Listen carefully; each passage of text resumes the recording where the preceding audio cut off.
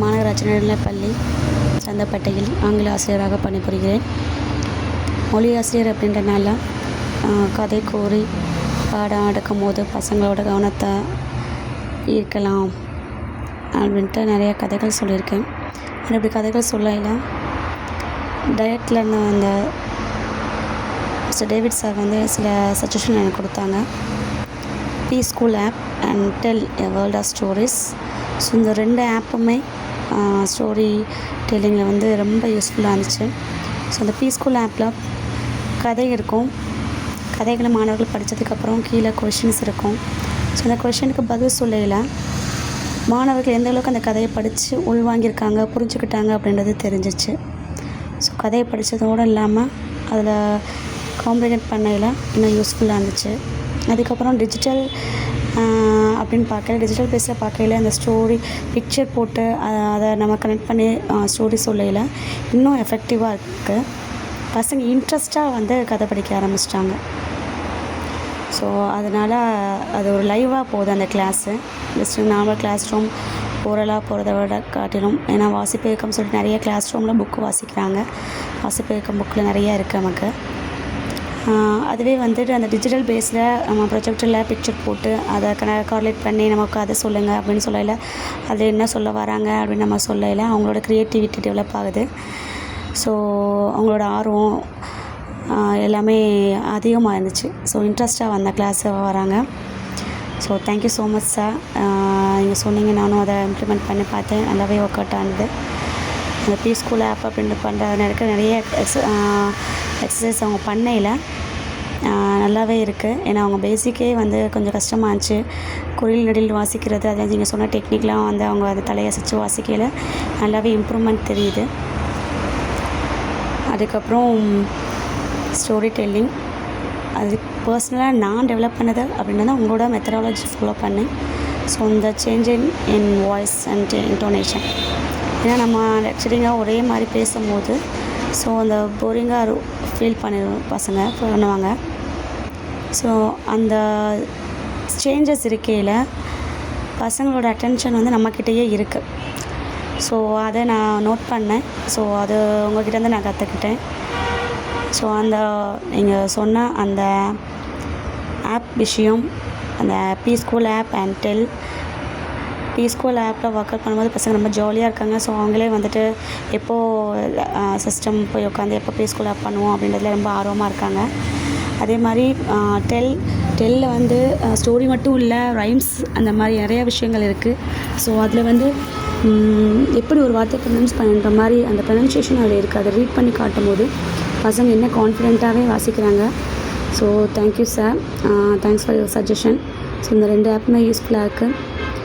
அதுக்கப்புறம் உங்களோட model class எனக்கு அதுவும் யூஸ்ஃபுல்லாக இருந்துச்சு. ஸோ அது மூலமாக நான் டெவலப் பண்ணிட்டேன். Thank you so much sir.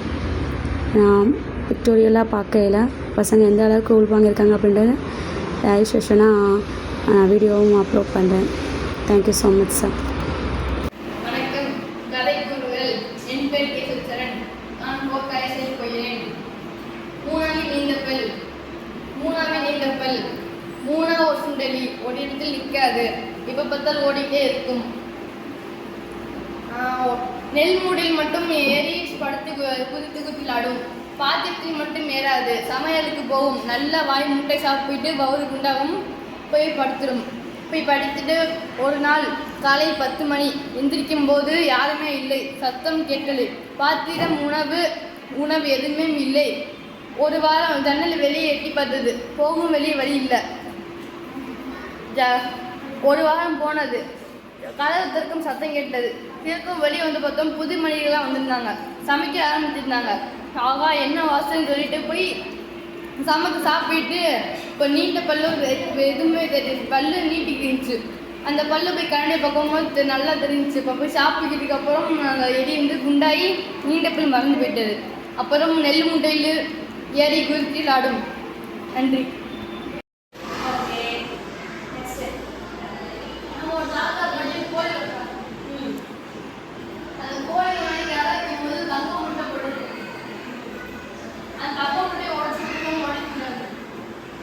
அதனால போய் செல்ஃப் கண்ணாடி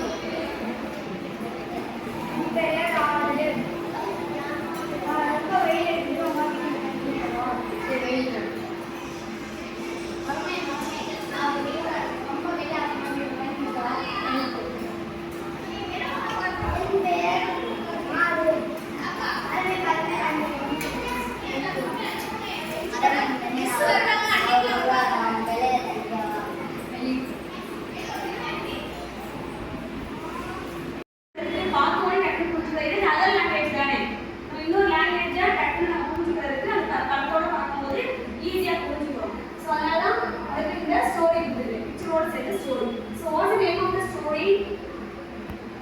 Fox and the Grapes. Okay, ma? So Fox and the Grapes. So who are the Fox? Okay, so once upon a time there was a fox. Upon a time முன்னால் அங்க வந்து ஒரு fox. Fox என்ன? நரி. Nari. Okay. So one day he went for a walk. ஒரு நாள் என்ன பண்ணிருக்கு? வாக் பண்ணி போய் He came to a garden. அது எங்க வந்திருக்கு? Garden. In the garden, he saw a bunch of ripe grapes. Bunch means கொத்தா. கொத்து. Bunch means கொத்து. கொத்தா என்ன இருக்கு? Ripe. Ripe நல்ல பழுத்த grapes. ஓகேவா? In the garden, he saw a bunch of ripe grapes. The fox was very hungry and wanted to eat them. So, ரொம்ப பசியா இருக்கு. Hungry means பசி. So, உடனே